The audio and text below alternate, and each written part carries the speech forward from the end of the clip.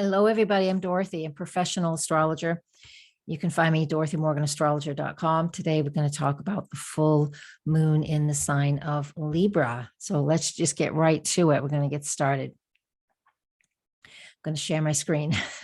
Let's see if that's what comes up. It does. Yay. I have all kinds of other windows open in the background.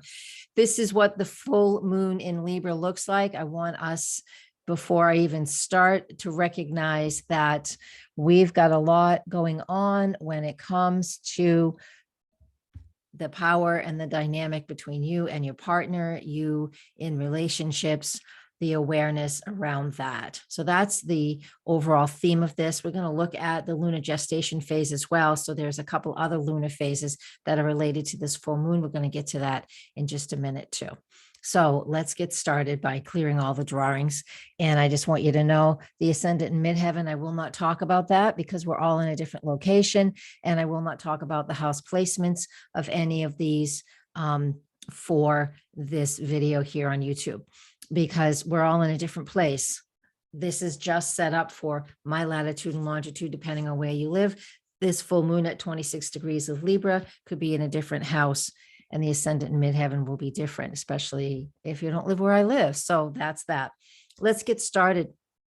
The full moon in the sign of Libra. Libra is always about our relationships. It's about balance. It's about harmony. When we have the full moon, that means the sun is in Aries, the opposite sign, cardinal fire, opposite air, the moon in Libra, which is cardinal air. And they are making that square during this cycle, making that square to Pluto in Capricorn. So this gives the full moon some strength. So there is a dynamic here of many, many things. First off, we can see it in conflict in the world, but I want to just keep this personal. We can do the mundane astrology some other time. And other astrologers are fantastic at it. It's not my interest. My interest is, how do I use this as an individual? So you're going to find where Aries and Libra is, and that area of your chart is activated by this full moon. So are your relationships, what's being reflected back to you? If you're in a lot of stress and a lot of uncomfortable energy, then find that space within you that is also feeling stressed and uncomfortable, and do what you can to relieve some of that stress. That's the Aries, the sun in Aries. It wants us to think of ourselves and try and take care of ourselves first as individuals, right? And then when it is opposite Libra, of course, relationships, partnerships. Are you feeling balanced in that relationship? Are things out of balance?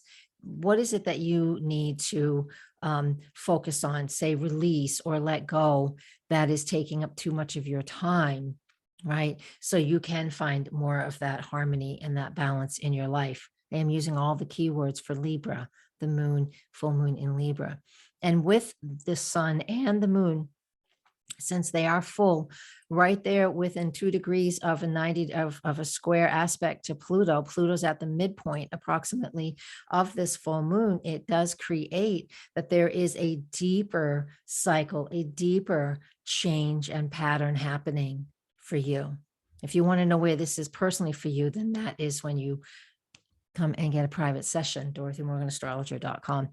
But in the meantime, just think about what it is that is going very deep in the dynamic of your relationships. You know, we've had quite a long time where relationships have been shifting and changing. And this is that opportunity, full awareness of what relationships are working and what aren't. Now, I promised that we were going to talk about lunar gestation. So I want you to recognize, let me just go back actually to the last image. And we can see that this full moon in Libra is at full moon is at 26 degrees of Libra. All right. So I'm going to go now to the new moon at 23 degrees of Libra. And this new moon, I want you to go back here. Look at this. Yes, October 16th, 2020. October 16th, 2020. We're in the middle of the pandemic. Relationships were being very, quite dynamic because we had so much going on. Venus was retrograde in Gemini this year, which stirred up relationships, especially when Venus is retrograde. She does stir up relationships. this aspect here of this new moon is something was beginning here. Something was beginning. I want you to look back and think about what you started and were beginning at this point in time. It is related to the full moon on April 16th. So what were you initiating? What were you beginning? Even if you don't recall what you were beginning, still, it could have been something was initiated that you didn't know about, but you know about now because we're at the full moon, full awareness. So just take another look. New moon on October 2020. It's also square that Pluto and Saturn and its opposite Mars. So we also at that point in time had the very similar cardinal T-square.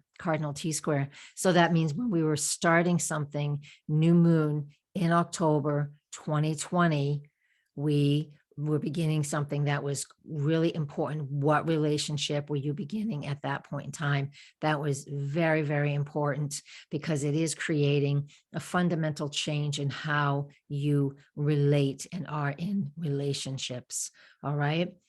It doesn't mean every single one of them, but it certainly would have been one or two specific relationships. And again, back in that time period, I mean, I know a lot of people that were friends and or colleagues, you know, we sort of just went our separate ways for a while because some people, we just believed differently.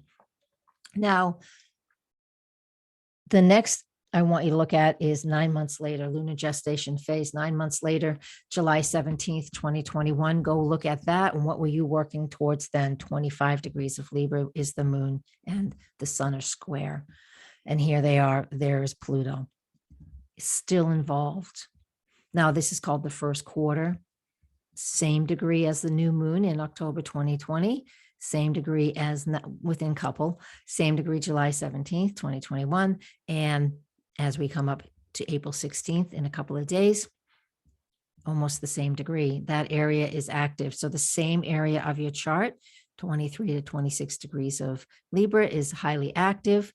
Pluto is constantly like putting pressure on that spot. There is a big change. So in July, from October 2020 to July 2021, in July of 2021, you would have been working hard towards accomplishing something that was initiated and begun back in October of 2020. I know I'm going deep here. Back to today's full moon in Libra. Here it is, 26 Aries, 26 Libra, still squaring, still in contact with Pluto, deep, profound, intense changes. And again, it could be any kind of relationship. I know somebody who's just going from, she's been doing a podcast on a certain platform. I can't recall when she started that though. It was a couple of years though, but she's doing and that has transitioned. So now she's moving towards another whole new relationship. Whether it's connected to this or not, I don't know. But I just want you to recognize that it does not have to be, it can be a business relationship, a colleague relationship that has significance to you. It does not necessarily have to be your spouse, your domestic partner. I just want us to keep that in mind. So that's what we have going on. So at full moons, what do? Full awareness of what's happening around us. I can stop my share now. Full awareness of what's happening around us, full awareness of choices we need to make to find more balance and harmony in our lives. Okay. For me, I don't know. I work a lot. When I'm not working for the last couple of months, I was stressed. That's over. Yay. So now what do? Find more balance in playing and having fun and enjoying people's company. That's just for me. That's my thing.